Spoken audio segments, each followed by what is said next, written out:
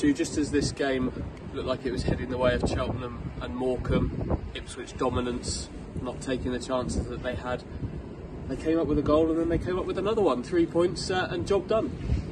Yeah, I thought out of those 3 games that you've just mentioned, the last 3 games, this was probably the worst of the performances. Does it a disservice, but they played better against Cheltenham, they played better against Morecambe, they certainly had more chances against Morecambe, but today they've got the 2 goals. A pig of a pitch here at Highbury. We thought the Morecambe one was bad, this was worse, but Ipswich stuck to their passing principles. They dominated the ball in the first half, didn't have tons of chances, gets in at 0-0 at half time, and they started the second half I think a little bit sloppily, and I was thinking, here we go again. But 2 really good assists, 2 really well worked goals that have won it for Ipswich in the final 20 odd minutes. Yeah, you began to fear that Joe Pigott hit the post just before half time, a really good chance. It looked like that ball was going to hit the back of the net. He struck it well. It looked like he clearly had tried to find the corner, hit the post, and he really worried that was going to cost them. But no, good move down the right, a Wes Burns low cross, and Sam Morsey, who has been getting closer and closer by the week to opening his Ipswich account, did it. He picked up a nice little pocket and a really nice tidy finish. Yeah, that was the moment, and it came after a little bit of a reshuffle from McKenna in that second half. He started Berson Salina as a central midfielder in this game today alongside Sam Morsey. That obviously changed Sam Morsey's role, had to play a little bit deeper. First half, Salina tried to pick out some really nice sort of deep through balls that 1 or 2 almost came off but didn't. Then in the second half, it was Backinson for Pigott was the first change.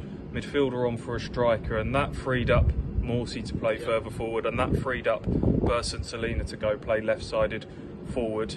And both of them have a hand in the goal. It was Salina who played the forward pass for Burns, and you mentioned picks out Sam Morsey in the box, and that was a cross that Ipswich have worked. The way they celebrated that goal with Wes Burns suggests that is something they've been working very hard on the training pitch this week. And recent weeks, Wes Burns has lashed and snatched at a few of those crosses in that position. This time he steadied himself, picked out Morsey, held his run really, really well, and skipper just passed it into the bottom corner. And once that first goal goes in, no doubt in my mind at all that Ipswich would go on and win that game. They got the second. Salina passed for Jackson, 1-on-1 finish. And to be honest, if that game had gone on for another 10-15 minutes, I think more goals would have come, wouldn't they? Yes, yeah. Not only that, I don't think Fleetwood would have scored either. Ipswich were really comfortable all afternoon. Christian Walton had a reasonably quiet afternoon, but dealt with everything that came his way really well. A couple of shots held, 1 good save at the start of the second half, and a couple of nice crosses held. The back 3, Donassi and Wolfenden, Edmondson, all really comfortable. I thought another clean sheet. I didn't think they were going to concede. Ellis Harrison, former Ipswich striker, he's barely had a kick. I wouldn't say. I noticed his hair a lot more than I did on the pitch today. Yeah, I thought Wolfenden and Morsey were the pick of the players for me again today, and I mentioned for Salina, whose moments of quality have ultimately led to the goals.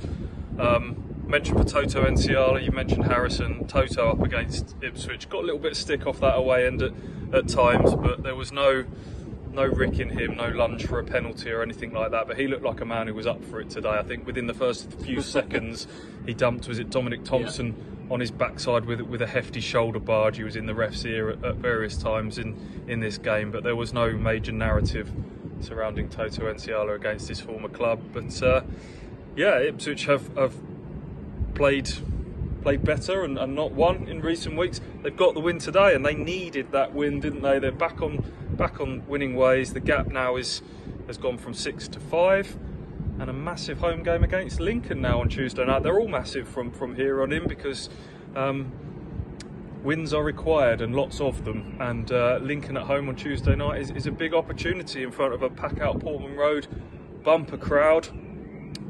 Win that one, and that sets up 3 games very nicely against Portsmouth, Oxford, Plymouth, top 6 rivals. They've got through a couple of real tests against sort of teams down the bottom end on poor pitches that are scrapping for their lives, physical tests. These are more football sides now, aren't they? So Yeah, big few weeks ahead. Yeah, sure is.